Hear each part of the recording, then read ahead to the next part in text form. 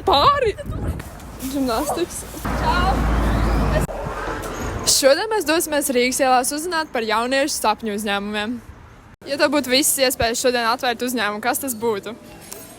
Es atvērtu cigarešu fabriku, tāpēc, ka man liekas, tas ļoti daudz pelna. Šī dealership. Es gan jau kā atvērtu kaut kādu feminisma veikalu, kurā pārdotu higienas preces. Saistīts kaut kas ar atomreaktoriem. Kaut kas saistīts ar dizainu, kaut kas ar drēbēm. Un vai tu arī plāno šo realizēt nākotnē, vai tomēr kaut kas tevi apstādina? Mans morāls man apstādina. Es esmu par jaunu. Es noteikti darīšu visu, lai tā kā cīnītos pret mēnešu reizēm. Noteikti mācības pagaidām to apstādina. Es mēģināšu, bet tad jau redzēs, cik tālu es tikšu. Šodien mēs uzzinājām, ka jauniešu intereses ir ļoti dažāds. Un ja tev ir ideja un tu to vēlēsies realizēt, tu to vari darīt caur SMU. Vairāk informāciju meklē aprakstā.